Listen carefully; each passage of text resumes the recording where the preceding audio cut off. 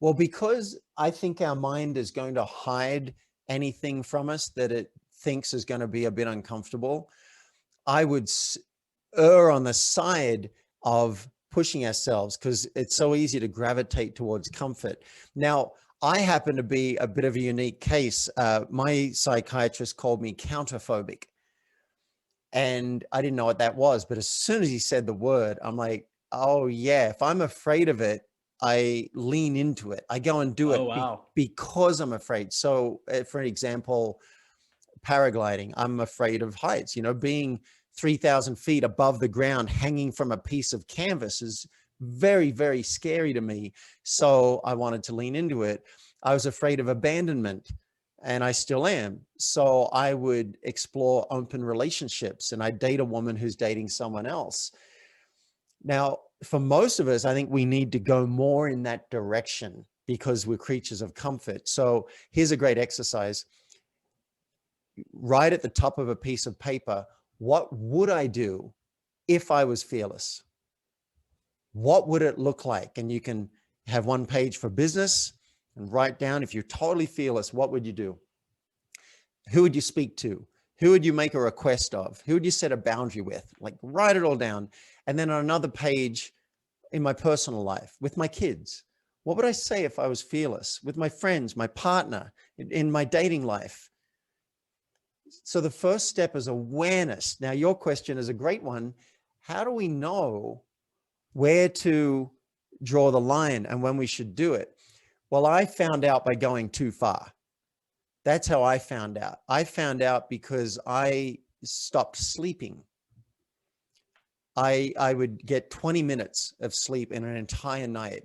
And for 2 months, I had a horrible time. And my doctor was begging me to take medication. I said, no, I'm the spiritual warrior. I'm going to work this out. There's something to be learned and whatever. So I went deep into it.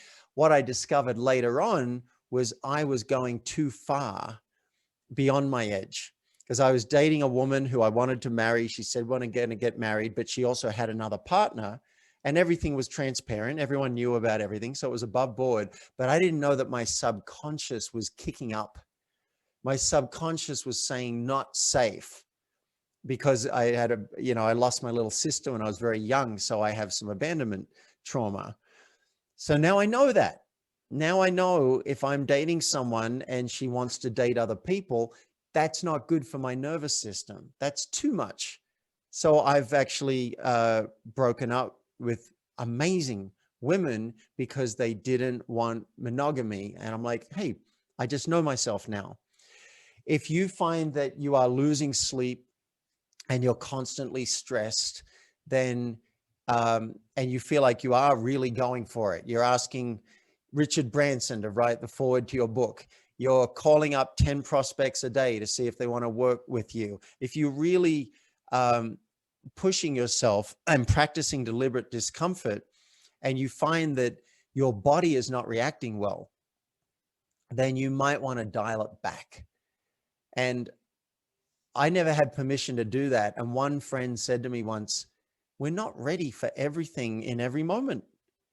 So you might have something that's scary for you that you want to do. Maybe you need to put it aside for a moment. And he gave me the metaphor of lighting a candle and setting it aside until it's time. And I love that, because now I have the freedom to choose. Yes, I want to handle that. I'm going to push myself. I'm going to go and do it. I'm going to go and stand up on stage and do a stand-up comedy gig. Okay. Or no, I don't want to do that. The time will come at some point. I'm pushing myself plenty.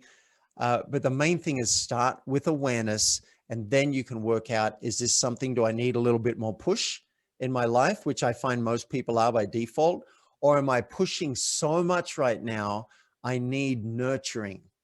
I need more bubble baths. I need to start saying no to more things. I need to really dial it back and focus and be nice to myself.